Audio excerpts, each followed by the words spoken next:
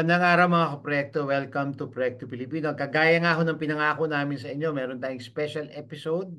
Una ho, episode natin sa kainan lang. Pero ngayon ho, kasama na ang inuman. So, we have two very distinguished guests in the industry.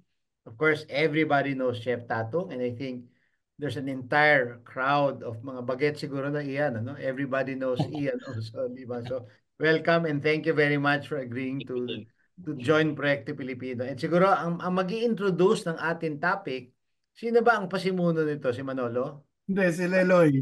Hello, Actually, ikaw actually palang ako, pasimuno eh. yung context nito, Fads, is marami na tayong episodes tungkol sa nutrition. Marami na rin tayong episodes tungkol sa food Sa supply, malnutrition. malnutrition. So nakausap na natin yung mga nagsasaka, yung mga tumutulong sa nagsasaka. Nakausap na rin natin yung mga nutritionist na inaaral kung ano ba talaga yung dapat nating kainin.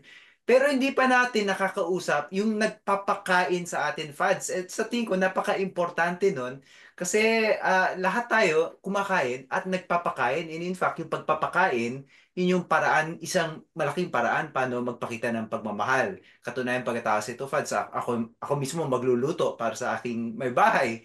At yun ang I love you ko sa kanya every morning and every night, yung pagluluto. So, Nax! I think sa konteksto ng Baka proyekto gumaya si Pilipino, Manolo ha, Leloy, tsaka si Carlo. I think sa konteksto ng proyekto Pilipino, 'di ba, yung pagpapakain ng kapwa Pilipino ay yung isa na ring I love you natin sa kapwa nating Pilipino. So I thought it was best to talk to yung mga nagpapakain at yung mga nagpapainom at yung mga nagpapaligaya na rin sa atin, Father. Yun yung konteksto. Maybe I'll start with Chef. Chef, this is a civics project, no? Yung proyekto Pilipino Civica. Yeah. Kumbaga, parang araling panlipunan. Bilang isang chef, how do you think about this concept of civics at anong contribution yung mga taong nagluluto at nagpapakain dito sa konsepto ng civica? Actually talaga yung usapan yan kasi um, as a chef, it should be part ng ating society, no, na there are people who are fed and there are people who need to be fed.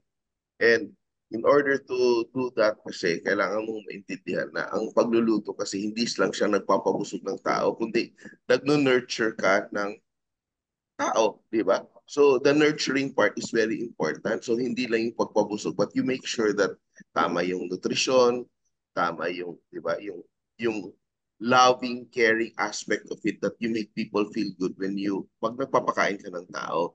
So yun talaga siya na it's both activity you do, physical activity, but it's also a very spiritual act, lalo pag totoong connected ka sa reason why you cook.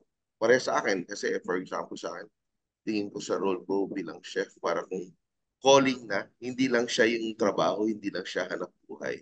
I wanted to add because our whole family are fans of Chef Tato and nung panahon before, even before, but especially during the pandemic, no? But ang napansin ko kay Chef, and I wanted to ask him, hindi kayo natakot, and I know we are a non-partisan show, but Yeah. a part of civics is being able to have a respectful and honest debate with other people about the things you believe that matters. Yes. And nung panahon ng election, I was impressed because si Chef Tatong took a stand, but hindi naman yung in your face yung stand niya, but he invited people to be on his show. I felt it was kakaiba in a nice way. And why do you not separate your cuisine, your career from being a Filipino citizen? Yung iba parang May divide. Divide. Actually, nung panahon na yun, di ba, actually kakatakot kasi ako yung unang nag-express among all the other people who parang became very clear and vocal about their own principles. Ako yung nauna, wala pa yung ibang mga sikat talaga na nag-express. Pero sa akin kasi, cooking is really parang is a political act when you decide to feed people. Kasi parang, of course, I can exist in a vacuum and say na, oh, ginagawa ko high-end. Of course, yung kliyente ko nakaka-afford. Pero yung deeper principle ko kasi is that feeding people kasi and eating delicious food is really connected to human dignity. Hindi eksklusibo sa mga taong may pera yung dapat makakain ng masarap at masustansyang pagkain. So hindi ko ma-separate pag nagluluto yung tao, gusto niya kumain ng masarap pero hindi niya ma-afford kahit yung mga basics. It's not dignified, di ba? When a mother tries to cook something for their kids and hindi niya mabigay yung tingin niyang dapat, hindi yung pagarbo, di ba? Hindi niya nga kayang ibigay ang sapat na nutrition sa anak niya. That is injustice. So, saan ako lulugar bilang isang chef na if my belief in my craft, my belief in my profession is that I'm feeding people not only for celebrations, but I'm feeding people to nourish them, to allow them to become healthier, to become, to be able to function properly in society. Hindi ba political yun na pananaw? So, if I go to the market and if mothers go to the market and hindi nga nila mabili yung kailangan nilang bilhin, and even the basic commodities natin, hindi nga natin mo-supply sa ating palengke. Like asin, we import around 90% of our salt. Diba? Asukal, we import. Bigas, we import. Hindi ba natin dapat tanungin na bakit tayo nagkakaganito? Diba? Sa press release ng Pilipinas, it is a archipelago rich in natural resources. We have the best land and climate suitable to agriculture, 'di ba? We are blessed with parang 'di ba, the most parang biodiverse seas. Ba't nagugutom yung Pilipino, kalokohan, 'di ba? So, bilang isang chef, it's very frustrating for me to to be to to to be in a industry na bubuhay lang sa press release. Pero pagdating mo sa parang araw-araw mo na engagement sa society, hindi mo magawa. I work with big food corporations and they did a survey last year. Parang ano yung food habits ng Filipinos? What are Filipinos cooking in this day and age? Ang first na pinakaninuluto. Expert, di ba, Filipinos are so obsessed with the idea na, di ba, yung lumabas yung taste at last na, oh, offended tayo, may dish na worse, di ba? Di ba? And pag nagsasabi na number one si inasal, number one si sinigang or whatever, talagang it's a big deal. When we see mga tinatawag nating mga nagre-review ng Jollibee, sobrang nating natutuwa. Pero ang reality niyan, pagpunta natin sa ating mga palengke, wala tayong sapat na pera na bumili ng mga kung ano-ano. Diba? So, ang first sa survey, number one, niluto ng Pilipino, pritong itlog. Pangalawa, gisa or nilagang gulay. Number three, pritong isda. Number four in the Philippines is pritong hotdog. So, when we promote as a chef, I go abroad, I represented the Philippines abroad, sinasabi nilang, oh, let's promote Filipino food. We are only promoting the food na kinakain ng a small percentage of the Filipinos kasi kadamihan ng Pilipino nagugutom. Ang kadamihan ng Pilipino, yun lang yung kinakain. Itlog, hotdog, pritong isda, either fresh or tuyo, and kanin. And instant noodles. And sinigang does not even hit the top 10. Pancit does not hit the top 10. Any dish that has more ingredients does not get into the top 10. So ang papasok adobo, paksiw na isda, and all that. Kasi nagtitipid tayo. Mas mura pa magluto ng spaghetti kaysa magluto ka ng pancit dahil sa ricados na kailangan. So it's very sad. I want to turn to Ian naman.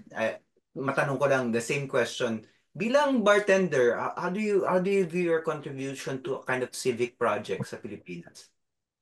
For me naman on our side, it's more of the responsibility on serving our guests. Tsaka syempre responsible drinking kasi we all know that alcohol is very delicate topic naman when it comes to that way. And not a lot of people has that sense of responsibility if they're drinking. But of course, it's typically in particular venues that we have, most of the people are educated when it comes to drinking. But addressing it to the people na sometimes it's good to have fun but kind of like control it in a way, yung kasabihan nila na parang pag uminom ka dalhin mo sa tiyan hindi sa ulo, that kind of stuff. And I mean this goes on not just me being inside the bar but also even I'm outside with my friends, parang it's kind of like a sense of responsibility na kahit hindi ka nagtatrabaho, you need to kind of like share it to people. It's all about responsible drinking and Yeah. drinking it the right way. Kasi we're on that era na that bartending is a craft already. Although not a lot of people still appreciate it in that way, na it's an art and it's a craft. But considering our neighboring countries like Singapore, Hong Kong, Thailand,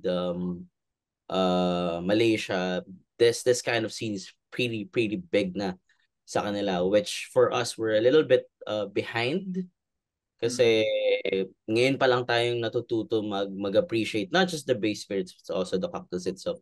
So it's an education literally for us comparing to food na parang everyone's eating, but when it comes to cocktails not everyone has the same interest. So Yeah. even us behind the bar, we're still educating people what to drink right and how to drink right. Just isa lang, one thing lang. I notice kasi, Ian, ang usong-uso ngayon sa kabataan, mga mocktails, no? And what I also observe, parang ang dami ngayon mga events, lalo na pag involve ang youth, laging may dapat, merong bar of some sort, no? And it's across, kasi I've seen it in schools, pag yung mga graduation ball nila last year, mga prom, but I also see it in parishes. So it's not absolutely exclusive to the higher class, But I see it in parishes, basta youth ang nag-organize, kailangan may bar, di ba na? And syempre, pag simbahan, walang cocktails, puro mocktails, But there's a certain, sabi mga, there's a growing, But relating it to food, kasi pag naisip ko yung parang yung ating fiesta, it's our Correct. fiesta mentality, di ba? Na kailangan pag fiesta, yan 'di ba? Kahit 'di ba, mag-aalaga tayo ng baboy para may mapatay tayo sa fiesta. But it's really part of Filipino culture 'yon, 'di ba? Yung fiesta mentality na no. So ayun, I just wanted to throw that kay Chef Tatong at kay Ian, yung celebration talaga ang pagkain 'di ba? At ngayon pati ang pag-inom na, no? Kasi nga 'di ba, pag fiesta, gustong-gusto mo maanyayahan mo lahat ng mga kaibigan, lahat ng kamag-anak at lahat ng mga may no, kumbaga mayroong standing sa komunidad. 'Di ba? Parang open house yung fiesta lalo na nung araw sa Oo. probinsya, no? So, Very interesting kasi yung point mo about fiesta and all that. And yung pagse-celebrate talaga ng fiesta, parang um, kuwan talaga yan, konektado sa ating pagiging Catholic, di ba? Pagka Kristiyano, di ba? And yun ang nagiging parang parang hindi siya natural sa indigenous natin na kultura before kasi alam mo yung prehispanic time kasi ang ating way na kumain, di ba? Tinatawag natin basic, very so to kill, di ba? Whatever we have, sustainable, seasonal, kung anong meron yun ang kakainin mo. Kahit sabihin mo kinilaw lang kinakain mo, pag naghuli ka ng isda or whatever, you make that same kinilaw, iba-iba yung lasa. Today, lapu-lapu. Tomorrow, tuna. Tomorrow, pusit. Tomorrow, ganun, di ba? Pero pagpasok kasi ng Catholic faith, meron tayong parang practice na feasting and fasting. So parang medyo may discord ng konti, di ba? May makain, di ka kakain. Then biglang may araw na kailangan mong kumain ng sobrang dami. Pag di ka kumain, papagalitan ka. Di ba parang ganun? So napaka-weird ng relationship ng Pilipino sa pagkain, no? It's so loaded, especially when you're with around family during Christmas time. Ang dami mong obligasyon, di ba? To make sure that you have so many dishes on the table, di ba? Kailangan mong mangutang para sa piyesta para ipakita sa mga, di ba? Sa komunidad mo na medyo eto may naabot ako sa buhay, may stature ako, kailangan kong magpakain, kailangan kong maghanda. No? So sometimes yun ang reason din ng mga Pilipino. It causes a lot of stress and parang economic problems sa mga pamilya because of these beliefs, di ba, na kailangan kasi kailangan. And ako being a chef in in recent years, of course, kami talaga may access sa pagkain kasi restaurant yung pagkain yung negosyo namin, di ba?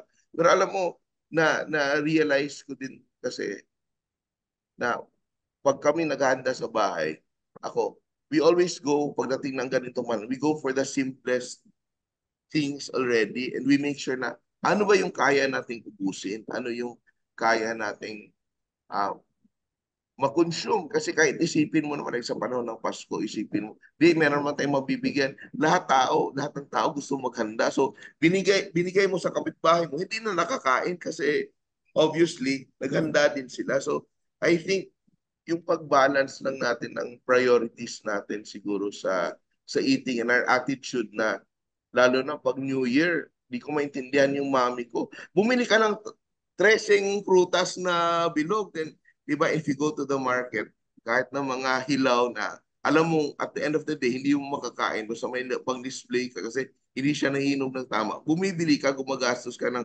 doble, triple na presyo. So parang, yun talaga, there's so much to be, parang, pag-isipan natin yung attitude natin ng pagiging Pilipino, what we want to keep and what we want to change para magbago din yung takbo ng ating lipunan siguro. May tanong ako that's konektado sa binanggit niyo, Chef, and this is for Ian and for you. So let me start with Ian because yung binanggit ni Chef is nag-iiba na rin ng ugali natin pagdating sa lipunan, pagdating sa pagkain, pagdating din sa inuman. So my understanding before Ian, and you can correct me if I'm wrong, is that one of the things that we don't realize is we're supposed to be one of the biggest, if not the biggest gin markets in the world, the biggest brandy market in the world. Yung quantity of what we consume is really mind-boggling. Alam mo, and I think that says a lot. I think it says a lot of how we need to ease the pain in many ways, no? But ang napansin ko rin, yung how we celebrate also yung for mixologists like you, the number of the increase in mga what they call craft products, from beer to liquor, yung mga calamansi liquor and things like that, and then a return to the appreciation of what we produce, that we produce some of the best rum in the world, for example, and that it's award winning. Yung anong napapansin mo, because connected to this is what surveys are saying is that the young generation today is one of the most conservative generations in memory. So yung mga bosses sa mga ad agencies who are all products of the 1960s are shocked because they're drinking less, they're doing drugs less, they're even having premarital sex less. And they're more obedient. So how does this reflect, for example, in the binge drinking culture dati na meron tayo? And then for you, Chef, yung tanong naman, yung tinatawid nyo yung lahat ng mga kaalaman nyo to make the food accessible, na to remove the idea na ang kalidad kailangan may kamahalan na nakakabit. So yung simple mantra nyo na naghahanap kayo ng pwedeng maging masustansya at masarap at hindi mahal, how successful has that been? So maybe Ian, if you could start, and then Chef. So actually with Jens we're one of the biggest producer and consumer. Even hindi lang rum, actually even tequila. Post pandemic I was traveling abroad for a particular brand stuff. So nalaman nila na taga Pilipinas ka, parang the rest of Asia walang tequila, lahat ng allocation ng tequila nasa Pilipinas consumption.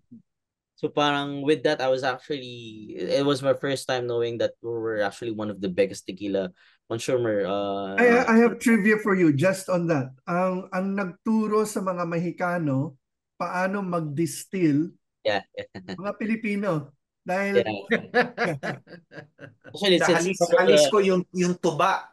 Kahit yung yeah. cocktails, I was in Jalisco and I was ordering, sabi nila local cocktails. Pero puro tuba naman yung basis ng local cocktail. Sabi ko, hindi naman local sa inyo yan. Local sa amin yan. Alam mo, Leloy, there was a 200-year that's correct. tuba epidemic in Latin America dahil sa mga Pinoy. Yeah, And the Spanish spent 200 years trying to kill it because it was destroying the brandy market from Spain. Sorry, I had to say that. yeah, that's right. There's actually some products in Mexico that they would call they use Filipino steel. So technically yung technology that they use to create that kind of agave spirit galing sa mga Pilipino. So that's actually a real fact. So yeah, going back. So yun, when it comes to drinking, I was a 90s kid. I'm a 90s kid. So during our time when we were still drinking, it's different kasi it's like back then we just, smash tequilas and get drunk. But I think yun yung sinasabi mo when it comes to conservative way. Probably people the generation now are much more informed because not just bars like us educate, also the brands also educate. Like halos lahat ng brands na nagpo-post ng ads nila or nagpo-post ng events nila would put this drink responsibly ad. Lahat ng mga influencers, they're also technically like an advocate of the brand. So parang the generation right now, parang they're very well informed about the drinking culture now, and I would say they're much more professional in that way. So parang yung mga tao, and also kasi the social media the social media culture, ayaw nilang ma-post na sobrang lasing sila and stuff like that, so I think that's one of the biggest reasons. Compare back then, wala pa. Kailangan mo ng actual camera para ma-picturean yung mga ganong moments. But now it's just like on your pocket and then you can just post it. So medyo hesitant sila in that way. But when it comes to the business, we would say the consumption is not as light as it was. It keeps on going. It's just yun nga, people are much more responsible at the moment. Depending on which areas are you going, of course. But yun nga, people are much more responsible pagdating sa ganon, and then we're happy for that kasi we don't have a problem of putting people on wheelchairs and bringing them out or isasakay sila sa taxi and stuff like that. And people appreciate more yun nga about the craft, like you guys said, even the taste, very particular na sila, compare before that they just want sweet drinks. Ngayon people wants to explore flavors. That's why I could see a lot of booming when it comes to the bar and cocktail culture sa Pinas. Same goes with the bottles. Marami ding mga craft brands ang lumalabas na. The only downtime thing that I'm seeing is, we're posting a lot of local craft brands, but we still price it outrageously high na talaga even mga Filipino would double think to buy it. So kasi sometimes there are brands that would put their brand out just for the concept of pasalubong abroad.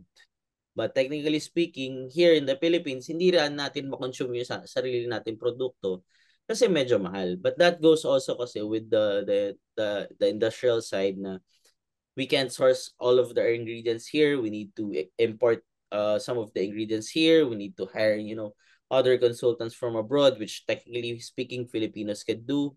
So there are different aspects then eh.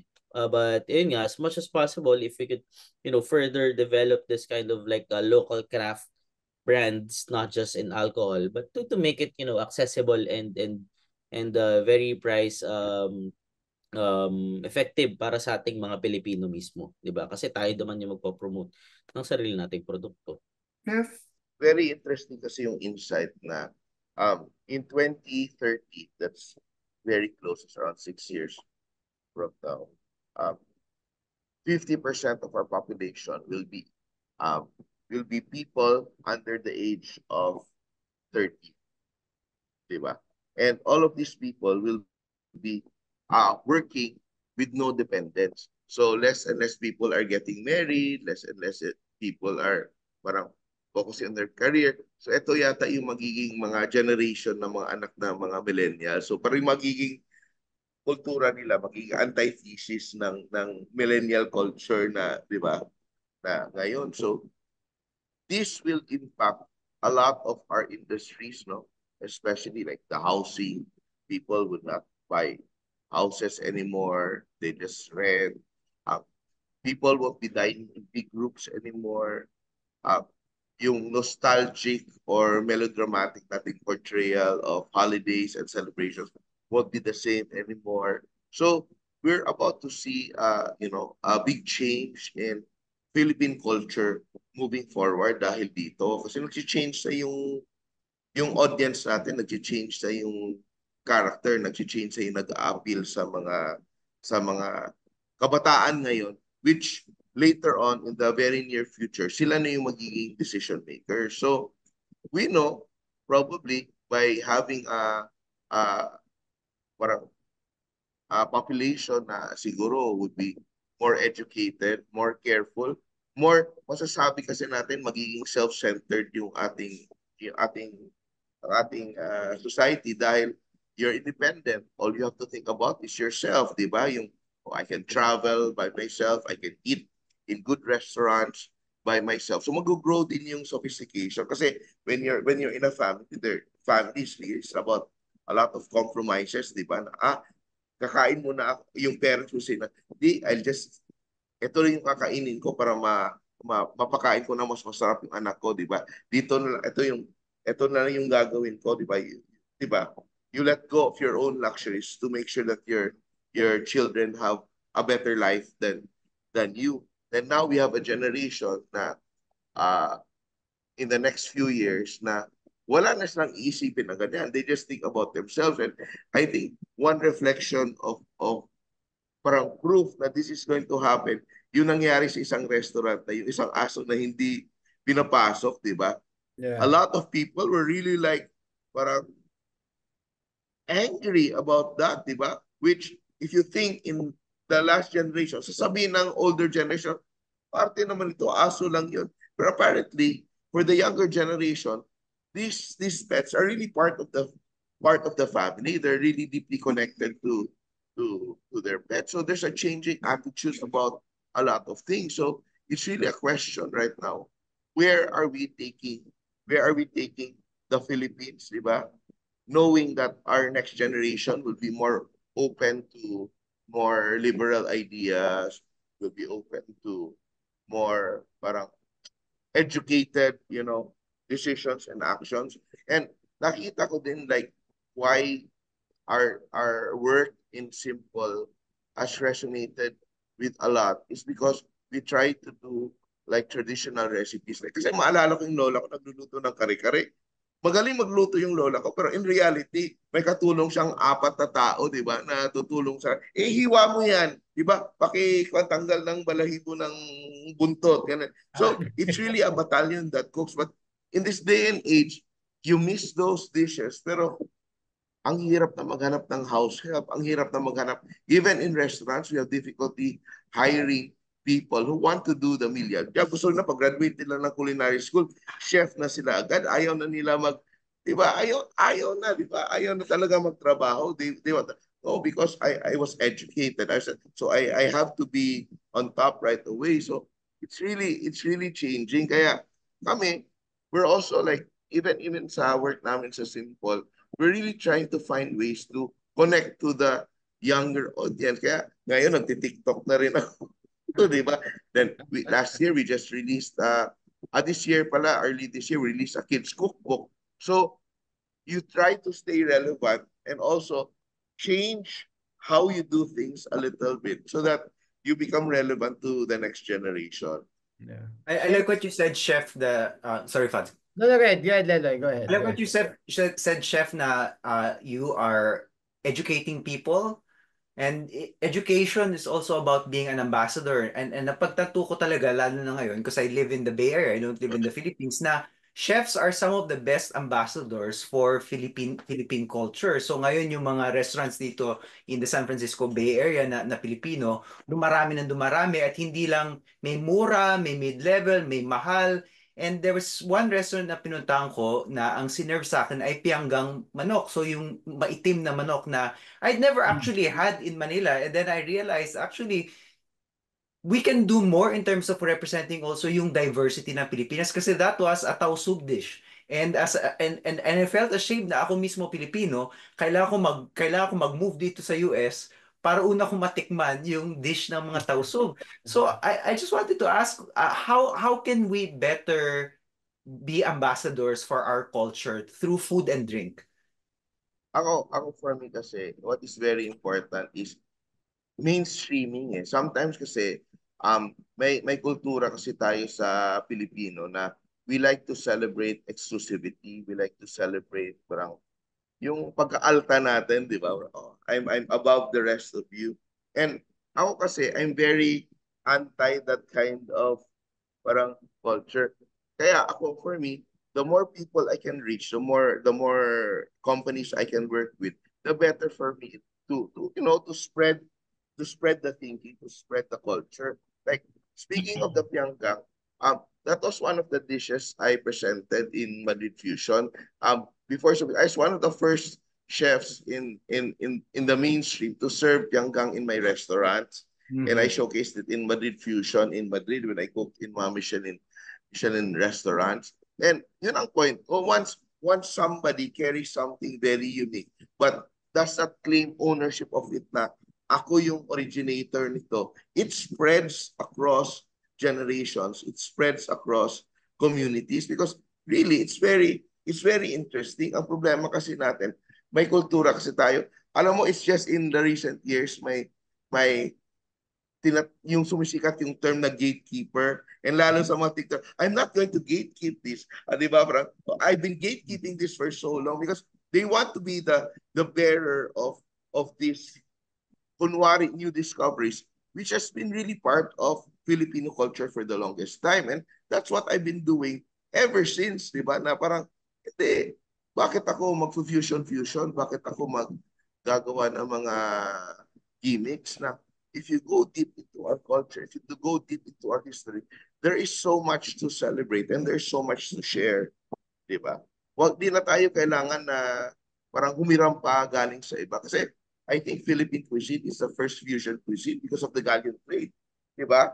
All the ingredients from south and north, south, east, west nandito kasi dahil sa galleon trade. And like you say, the palabok, di ba? Noodles from Asia, the achuete from Mexico, di ba? Yung use of tofu, di ba? From all over the world, nasa isang dish, di ba? Even kare-kare, di ba? Peanuts is Mexican, achuete is Mexican, di ba? And meron tayong mga local vegetables eaten with bagong, di ba? Fusion na yun in itself. So, if we try to do our research and we try to embrace what has been ours for the longest time, we will shine more. Ang problema kasi natin, parang nahihiya tayo. Kaya, di ba, for the longest time, masasabi natin na yung mga chefs na po-promote ang Filipino food abroad, parang, I'm doing adobo, but I'm using balsamic vinegar to make it good. Di ba? Or I'm serving this dish and seasoning, but I'm adding truffles so that the foreigners will like it. Di ba? So we're very apologetic. We come from a place na where our food is not good enough, so we have to embellish.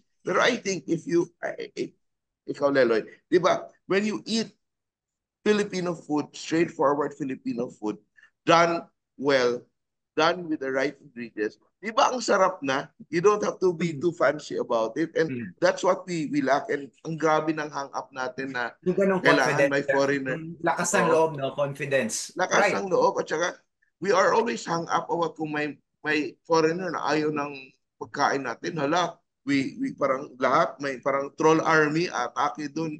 And ako for me, ayaw mo ng pagkain ko, wala akong pakialam, di ba? Huwag kang kumain, di ba? It's something else, di ba? Di ba? So we just have to develop our own market who resonates with Filipino food, do it well, and stick to our guns, di ba? Kasi Filipino is a great cuisine. Yeah, chef, meron akong ano lang and even kay Ian. May kausap akong isang kaibigan ko, he has one of the biggest apps yung sa mga restaurants, yung mga maghahanap ka. Tinanong ko siya, this is a year ago, nung tinanong ko. Sabi ko, gaano karami bang restaurant sa Metro Manila? Mhm. Sabi niya, mga 10,000 daw Yeah. in Metro Manila. Sabi ko, wow. And of course, you go to Cebu, and yun, even outside Metro Manila, ang daming restaurants, di ba? In Laguna, in Cavite.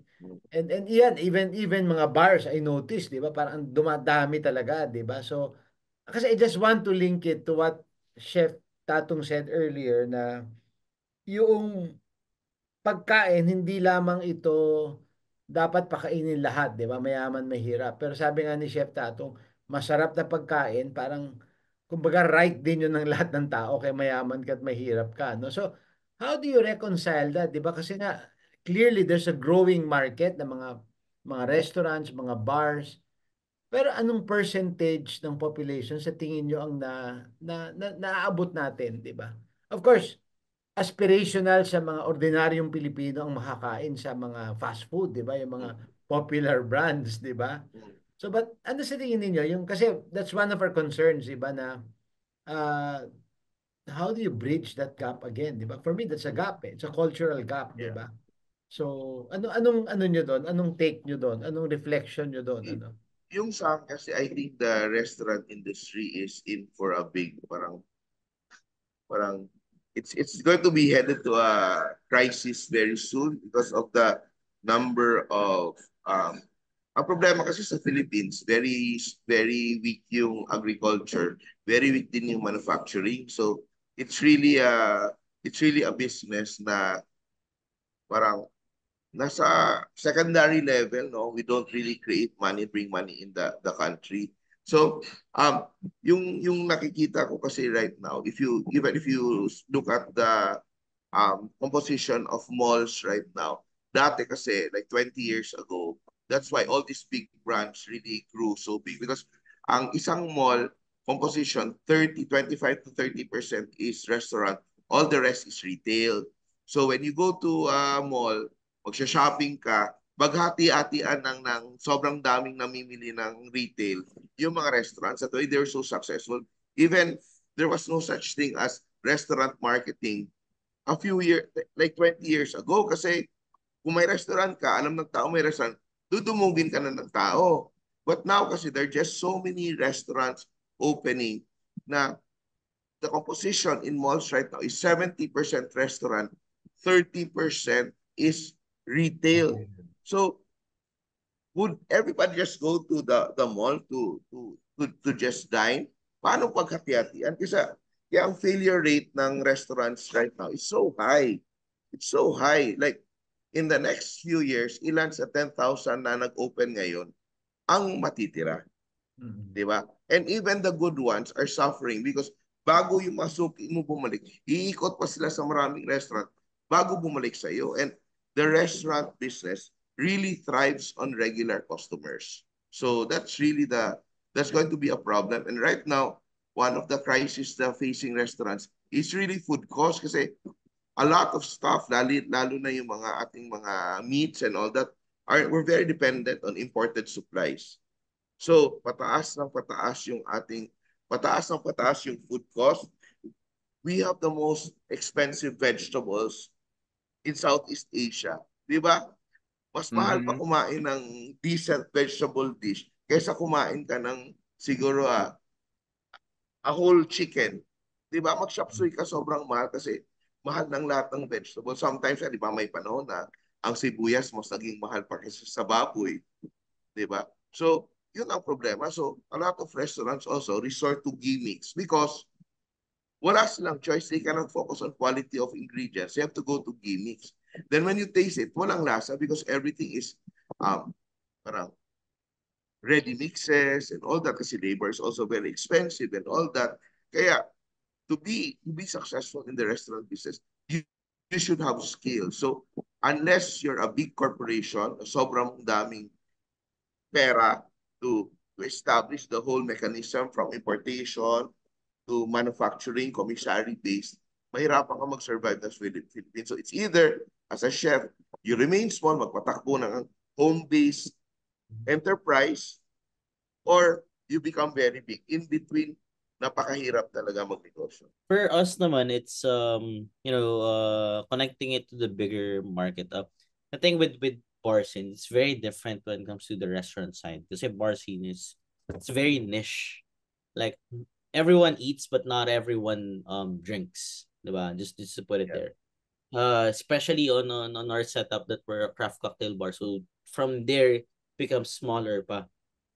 And that's why majority of yun nga, like I mentioned earlier, majority of the cocktail bars continues to educate people when it comes to drinking cocktails, when it comes to drinking properly curated drinks itself and then the base spirit. Pero syempre, yun yung sinasabi ni Chef earlier na medyo alta yung crowd that goes to cocktail bars.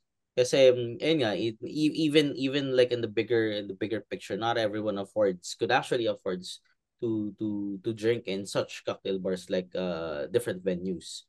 But that's why we still have a problem yun din when it comes to pricing.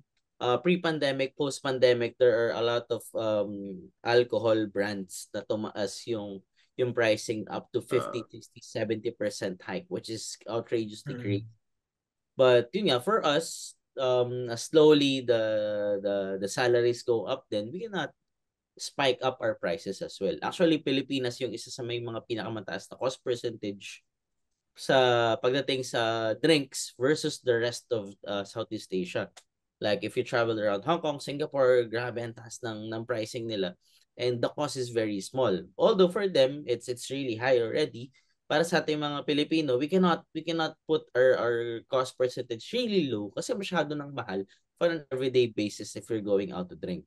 That's why we have a responsibility in our bars to operate it that in a sustainable and resourceful way. We use good quality based spirits, pero we also need to tap in yun nga direct to farm stuff. Even yung mga fresh juices namin, we need to maximize it. Things that we supposed to be throwing, we need to reuse it or at least create a sustainable bar program para ma-maximize namin yung per ingredient at may pasa namin sa consumer at lower price point that we could. That also helps not just the consumer but also the business itself. But yun yung isa sa mga pinakamalaking challenge sa amin is to deliver it to the consumer nang hindi naman talo on the business side. When it comes to delivering it to the bigger market, it's just sometimes and most of the times this bigger market or mass market actually prefer the simpler style of drinks. Like for example for me, ako lumaki ako sa probinsya. So like back in 90s, gin pom is like the thing, di ba? That's why kami in Bazaar, in my bar program, I try to recreate this kind of cocktails to also deliver it in the bigger market, especially if there are expats coming over, at least para matry nila yung ganitong klase ng culture na drinks that we have back then. Na ngayon, I think the generation now, even the Filipinos, hindi na nila alam yung mga ganitong klase ng drink like gin pom and stuff like that. But it's a way for us to connect the culture, also the culture through our art, but also to inform then even our own co-Filipinos na okay, there are such a drink as gin pom. We have a drink that's called Samalamig, that's kind of like palamig. So these are the things na I think right now very very minimal na lang natin nakikita on the streets. And it's a way to provide tradition and culture through a glass. Okay, we'll wrap up. Maybe last Leloy, Manolo, any other comments, questions before we ask Chef Tung and then Ian to parang do some closing comments. Ako wala na masasabi, Fads. I'm just very happy na nandito yung mga guests natin. Papasalamat ako because they're really yung nga nabanggit ko, cultural ambassadors. Kasi minsan kami mga manunulat, hindi madaling basahin yung mga sinusulat namin eh. Pero yung pagkain Pilipino, sabi nga ni Chef Tatong, at kahit yung inuming Pilipino, goes down really easily. All you need to do is give it a chance, put it in your plate, put it in your glass, at matatanggap mo yung kultura. So in that sense, they're really leaders, and I'm glad we have two leaders with us here. Thank you, Leloy. Manolo? And when I started to cook during the pandemic, someone gave me noradasa. And I found it difficult to use kasi panghandaan talaga yung mga recipe.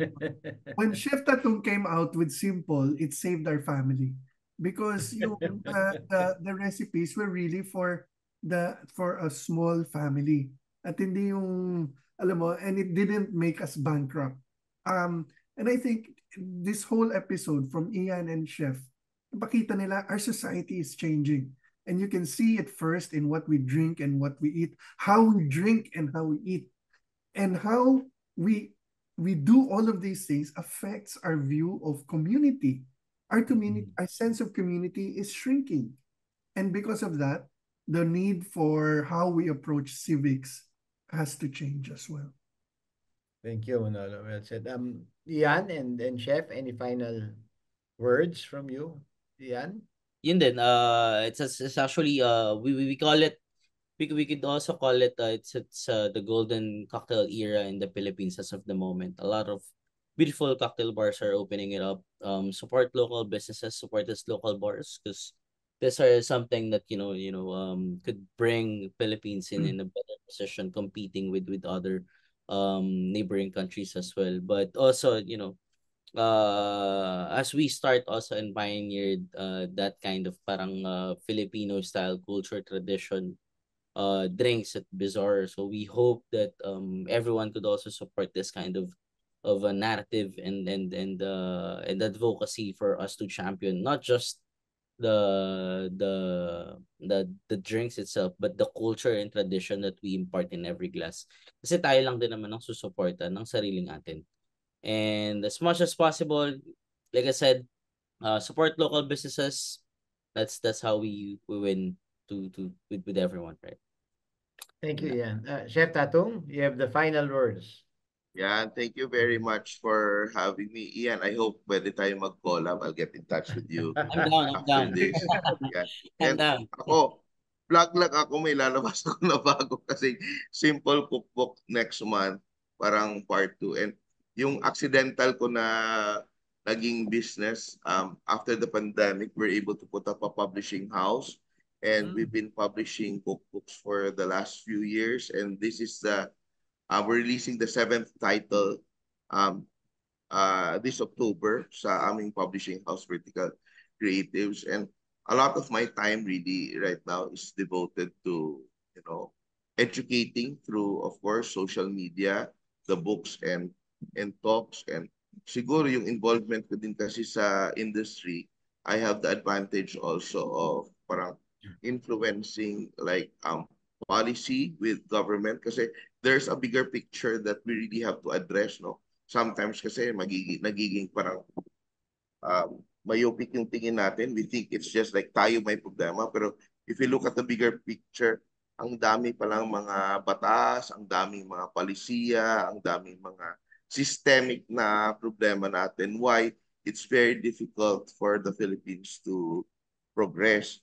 Kaya ako, bilang isang chef, hindi ko rin pwedeng ihiwalay yung aking pagluluto sa aking pagka-Pilipino dahil, di ba, we are called, parang feeling ko, responsibility din natin na parang to educate people ng the challenges of feeding people. Kasi di ba, parang home economics was really born out of managing one's kitchen. Di ba yung ang Greek na origin ng economics is managing one's kitchen. So if you manage your